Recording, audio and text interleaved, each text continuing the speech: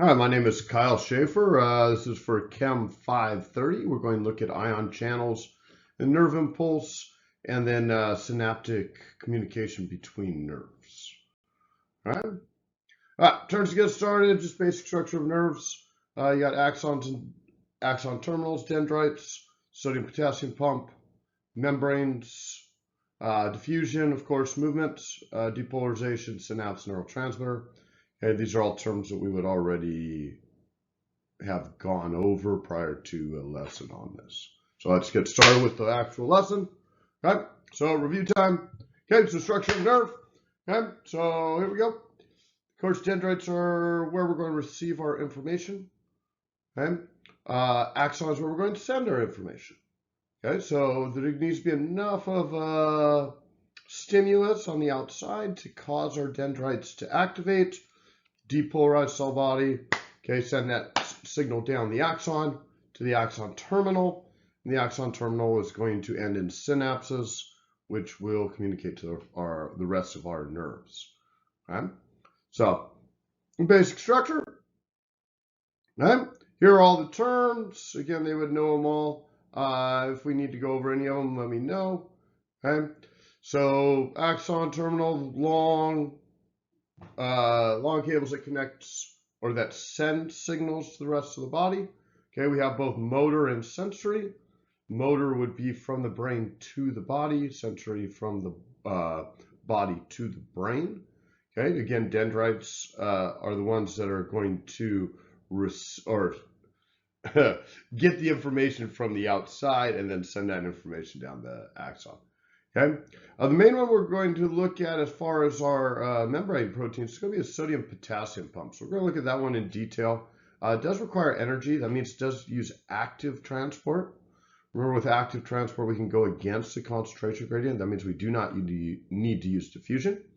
Okay, so that means we can move things from high to low, or excuse me, from low to high concentration against the concentration gradient.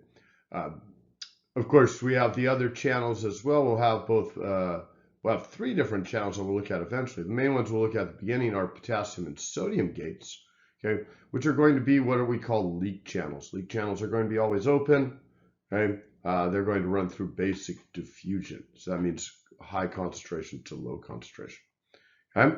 So again, diffusion is our main process. Remember, it's the passive movement of molecules with the gradient. Okay, always the easy way to look at it is, okay, what's easier to do? Swim downriver or swim upriver? Well, if you're swimming against the current, it takes a little bit more energy. Okay, that's where we do active transport against the gradient. Okay, synapse will be our space between nerves. That's where we're going to communicate nerve to nerve. So that'll be chemical, not electrical. Okay, so we'll get to that at the end.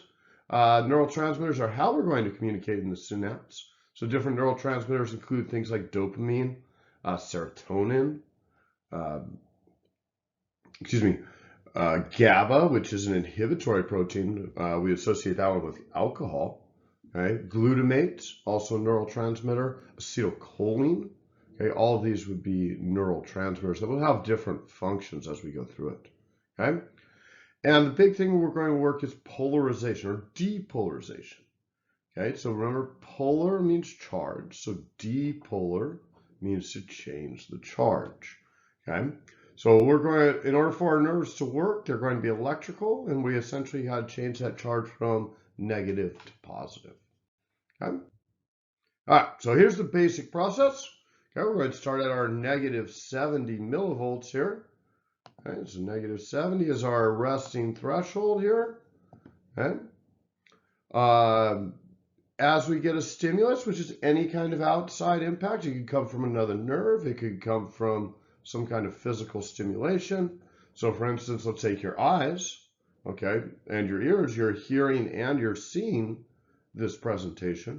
Okay, these are triggering enough of a stimulus to trigger that threshold, okay, and then we're going to get a depolarization. So we're going to go from negative 70 to somewhere here into the positive 40 range, okay? Now understand again, nerves do not create different signals. We get the same basic signal every time. It's a simple question of how many signals. So how many signals do we send is going to be the difference between one discretion and another. So let's say pain. Pain's an easy one. Okay, we got to be able to tell the difference between pricking your finger, okay, and getting stabbed through the hand or something like that. Okay, there's a difference. You know, somebody stepping on your foot versus dropping a 50-pound weight on it. Feels a little different. Okay, so we're going to get that depolarization. That's where we're going to get what we call our nerve signal. Okay, and then we're going to get this rapid repolarization and just a temporary hyperpolarization where the nerve can't act. Okay, so that we can send individual signals. But notice this is only 1 to 2 milliseconds. Okay, so it's not very long. All right, so let's get to it. All right. So if we look at the protein, or the membrane, excuse me, okay, the membrane of the nerve, okay, we're going to have 3 things working. We're going to have the main one we're going to do is this sodium-potassium pump here in the middle. And again, that's going to be active transport. All right, so we're going to pump sodium ions in, out, and potassium ions in. Okay, diffusion is going to work here for both sodium and potassium. That's going to go with the concentration gradient. Okay, so we are going to have these gates. Okay, the gates can be opened and closed. They're basically leak channels. That means they can they only operate by diffusion. Okay, but they are specific. So sodium ions are not going to be able to move through potassium gates. Potassium gates are not going to be able to move through sodium gates. So these are very, very specific proteins. Okay. That have to bind with specific chemicals. Okay, so let's get to it. All right, resting stage. Okay, so resting stage, we're going to have 3 things. Okay, we're going to have our sodium potassium pump on. Okay, so this is pumping sodium out of the cell at a rate of 3 to 2. Okay, so sodium, we're going 3 out, and we're bringing 2 potassiums in.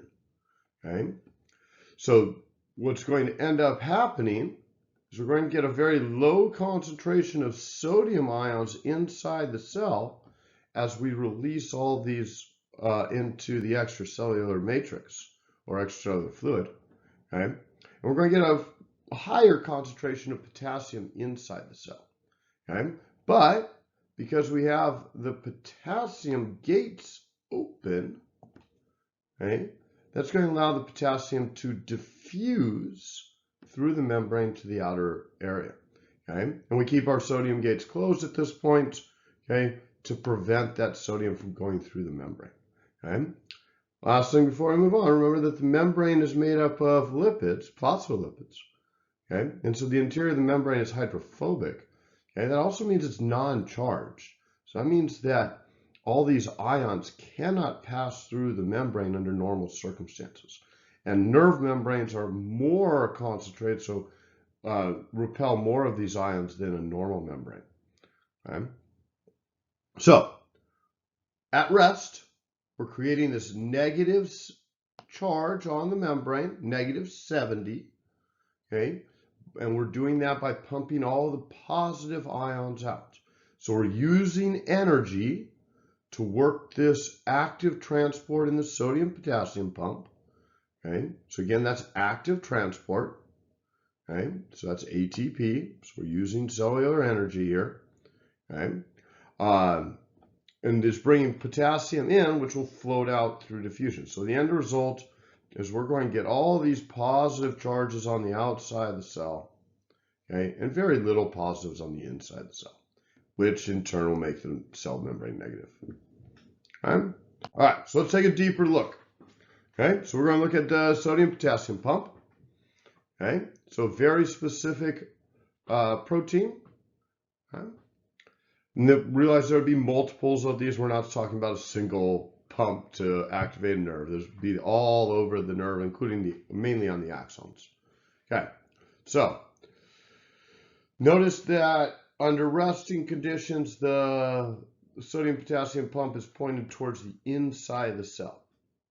Okay, so this would be inside, the yellow, the blue would be the outside. So what's going to happen is we're going to create two conformational changes. Okay? So at rest, the sodium potassium pump has very high affinity for sodium ions. That means sodium wants to bind, okay, even though it's not in great concentrations inside the cell. Okay, so it's going to attract these sodium ions. We're going to get 3 of them to bind. So you can see here, 3 of them are going to bind. Okay, and when they bind, okay, what it's going to do is it's going to open up this ATP spot. Okay, so after the sodium ions bind, we're going to open up this ATP spot. ATP is going to be catalyzed into ADP like normal, and we're going to put this phosphate group on the protein. Okay, this is going to cause a secondary conformational change. So the first one happened when we bound the sodium. It's going to expose that binding site. Now we get the big conformational change, and notice that our opening is now to the outside instead of to the inside. Okay? And this conformational change also decreases the affinity for sodium ions. So the sodium ions that were attracted to the protein no longer can hold on and are released into the outer matrix. Okay? We see these sodium ions being released. At the same time those are released, we open up these new spots for potassium. So these spots would not be open in their original conformation, but with it phosphorylized, okay, it causes a shape change and opens up these binding spots for potassium. Okay, when potassium binds, it closes, it releases that phosphate group. Okay, and as that phosphate group is released, we get back to our original form, which has a very low affinity for potassium, which causes potassium to be released and reopens those binding spots for sodium for it to go again. Okay, so real quick, okay, we start facing in, we get sodium binding. Sodium binding is going to allow for ATP to activate. Okay, the ATP activation changes the shape or conformation. We release that sodium ions to the outside. We expose the potassium binding spots. Okay, we get potassium to bind. That releases the phosphate back to our original shape, and we release the potassium inside the cell. Okay, so a very, very complicated protein, which is active all the time in every part of your body, okay, to maintain this resting potential, this negative charge on our membrane. Okay. All right, we got our resting potential. Now we got to send a signal. Okay, so now we get our depolarization. Okay, so action potential, okay, is the same thing as depolarization. What's going to happen is we're going to go from negative to positive, hence depolarization. Okay, so what do we need to do? Okay, this takes all of 2 milliseconds, by the way. So we're going to turn off the potassium pump. Okay, so potassium gates close temporarily. They really don't play a big effect. The big one here is that the sodium gates are open. So to create an active potential, to actually send the signal, we do not need energy. We just got to shut off that pump and open these sodium gates. Because remember, the sodium is extremely high outside the cell and extremely low inside the cell. So when we open these sodium gates, diffusion is going to do the work for us. It's going to go from high to low, okay, which is going to cause us to go from, like you see here, negative 70 to our positive 40 millivolts. Okay? It's that simple. Okay? Imagine a dam. Okay? You got this dam, you got this membrane that's keeping everything apart. Okay? And as soon as, and you got all this pressure pushing against that dam because that's what it's there for. Okay? You poke a hole in that dam, that water is going to come flooding through pretty fast. Okay? That's an easy way to imagine it. Okay? Blocking all that material. Okay? So again, to create our action potential, we're going to change this to positive. Again, it takes about 2 milliseconds total. Okay, we're going to turn off that pump that's using all of our energy.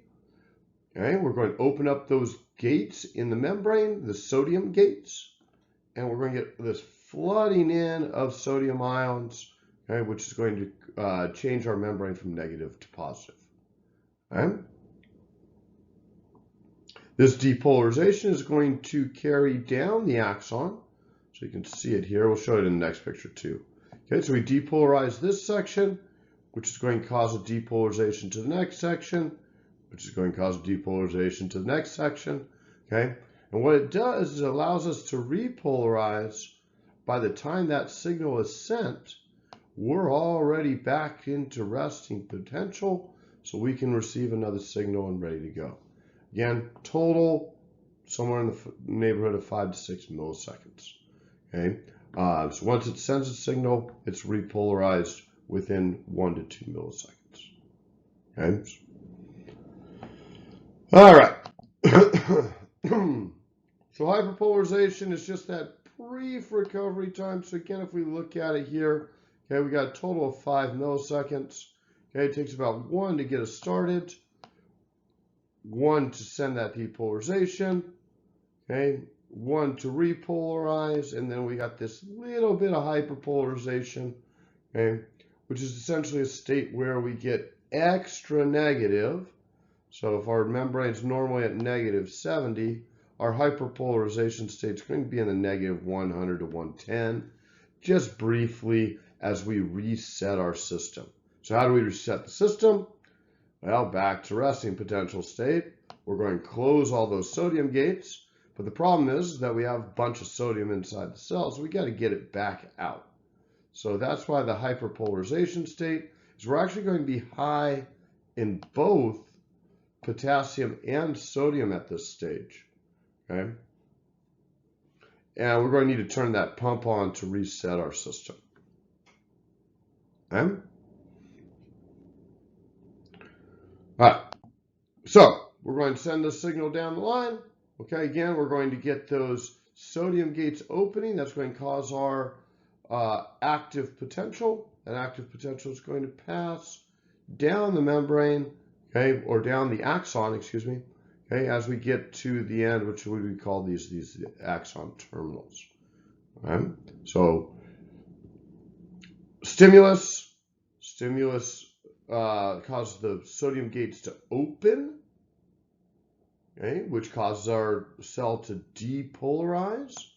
Notice the, let me change color since that's yellow. Notice the positive here on the inside. Did not switch. There we go. That one switched. Okay. Notice the positives here on the inside, negatives on the outside. Okay. And then it's going to repolarize. Okay. So we're going to send the signal down the line. All right. So a lot to learn. Okay. Membrane structure. This is happening with every one of your nerves. We've got to do all the work at rest that pumps on active transport, getting that concentration gradient. So this way we have that quick, instantaneous response when something happens. Okay, think about how fast your reflexes are. Okay, or how quickly you need to send nerve signals from the brain to the body. These have to be quick. Okay, and by doing all the work at rest, it's going to allow us to do that. All right. So what happens to that signal? Well, that signal is going to get pushed down the axon to what we call the axon terminal. And the axon terminal is going to terminate into this area, which we call a synapse. Okay? A synapse is going to be chemical. So we're changing our electrical signal from the nerve into a chemical signal, okay, which will stimulate the rest of our body. So this could be attached from a nerve to a muscle, like in a neuromuscular junction. So if we want to operate our skeletal muscles, we send a signal from our brain to contract our muscle. Okay, this could be nerve to nerve, as it would be in the spinal cord or in the brain. Okay, so nerves are going to communicate with other things through chemicals, and those chemicals we call neurotransmitters.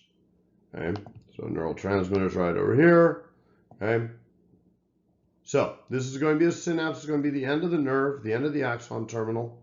Okay, and these neurotransmitters are going to be held in all these little balls, okay, called vesicles. Okay, and they're just going to be sent out into this synapse or synaptic cleft to trigger the next nerve. Okay, this also allows us to trigger multiple nerves at the same time.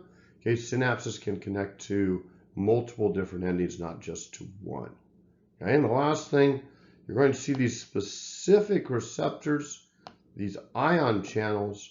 Okay, they are specific for one type of neurotransmitter. They're going to be ligand-gated receptors, okay, meaning that they do need the neurotransmitter, a specific neurotransmitter, to activate. Okay, and enough of these are activated, then we send that signal down to the next nerve, and so on and so forth. Okay, all right, so let's get to the basics here. All right, synaptic cleft, okay, or synapse. So again, we're going to get that action potential. So we're going to get that positive charge, that depolarization coming down the membrane, okay? And what it's going to do is it's going to open up calcium gates, okay? So this is the first time we use calcium, okay? So there's calcium gates in the areas on the presynaptic fiber, presynaptic before the synapse, okay? So all these areas on the side are going to be calcium gates. And what calcium is going to do is it's going to enter the cell through diffusion, so higher outside than inside, and it's going to cause these vesicles, which contain neurotransmitters, and they're going to bind to this membrane at the end of the nerve, the presynaptic membrane, okay? And vesicles are just basically membrane-bound sacs, which contain these neurotransmitters, okay? And remember, fat can mix with fat, or lipid can mix with lipid, okay? And these vesicles are going to attach to the membrane and basically just open up. They'll fuse with the membrane and release their neurotransmitter into the synaptic cleft. Okay? So again, we're going to get voltage-gated channels here. Calcium, okay, it's going to cause them to open. Okay? So calcium is going to have two jobs: to open up these channels, okay, and to cause those vesicles to bind to that presynaptic membrane. Okay? Once the chemicals are in the membrane, or in the synapse, excuse me, once the chemicals are in the synapse, okay, they're going to trigger these specific fibers at the end. Okay, let's take a look at that in a little bit bigger detail. Here we go. Okay, so we're going to trigger these ligand-gated ion channels in the postsynaptic membrane. So that would be down here at the bottom. Okay. So again, depending on the neurotransmitter that's released, okay, we're going to get different results. So if we release dopamine, you know, is our happy, it's involved with muscle movement, exercise, things like that. Okay, we're going to get a positive influence. We're going to stimulate the next nerve. Boom, let's go. Okay, if it's GABA or if it's something like that, it's going to inhibit this so that we don't send signals, right? So think of like adrenaline, okay? Adrenaline or acetylcholine, epinephrine and norepinephrine. Okay, it's going to be a stimulant to a lot of different systems in our body, like our muscles, obviously. Okay, it's going to stimulate different parts of our brain to be active. Okay, our balance. It's going to stimulate our peripheral receptors, like our eyes or ears. We're going to have more sensation. But we're also got to inhibit things at the same time. So it's also going to have an inhibitory effect on things like memory, things like pain. Okay, so it can do both. So neurotransmitters, depending on what we're targeting, can have both an excitatory and an inhibitory response. Okay, so that's important to know that it depends more upon what we're targeting at this point. Okay, so we release these neurotransmitters. Okay, again, calcium is our big chemical. Okay, it's going to cause, again, the opening of these calcium channels, or sorry, voltage gated channels. Okay, it's going to release that neurotransmitter into the synaptic cleft. Okay, and it's going to bind and send either a positive or a negative signal, depending on the neurotransmitter, okay? And depending on what we're targeting.